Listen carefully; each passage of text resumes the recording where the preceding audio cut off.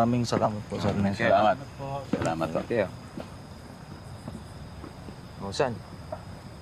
Mati na pala kayo eh. Ba't ganyan pa rin itsura mo? Eh, alam mo naman, mahirap talaga na maipit kay Papa tsaka kay Sheila.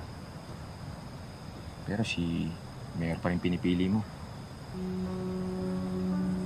Para naman may choice ako. Kapal naman ang mukha ko kung gawin ko yun, di ba? May sariling buhay ka ba din? Lahat tayo may sariling buhay. Sariling desisyon tsaka diskarte. Daling sabihin para sa yan kasi wala ka namang utang na loob sa tatay mo. Eh. Tapos, hindi ka naman ampon.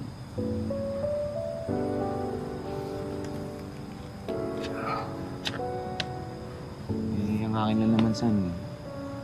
Hanggang kailan ka ba magpapakontrol kay Mayor? Alam mo, minsan nga iniisip. Eh, actually, madalas. Paano kaya kung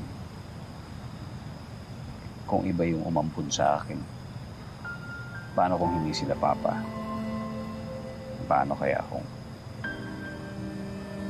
kasama ko pa rin talaga ngayon yung mga tunay ko magulang? Ano kaya naging buhay ko? Mas masaya ba ako? Mas malaya?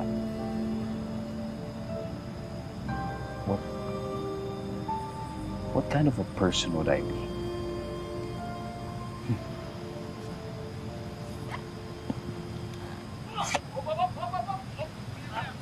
O, San? Nakita mo na ba to?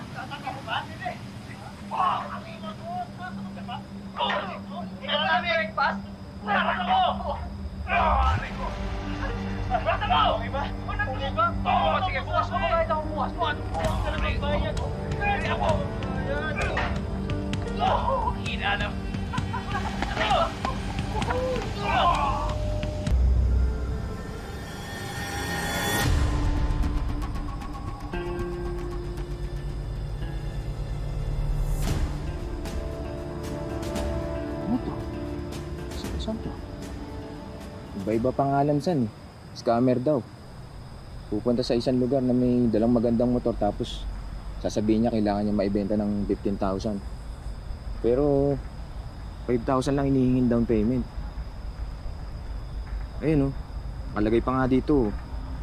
Magpapakita pa daw ng ORCR ng motor tapos magpipresenta pa na sasamahan niya sa LTO para magpa-transfer ng pangalan.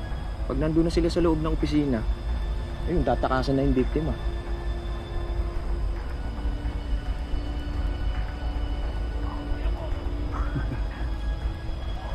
Kamukha ako ah. Kamukha ako. Oo nga, San eh.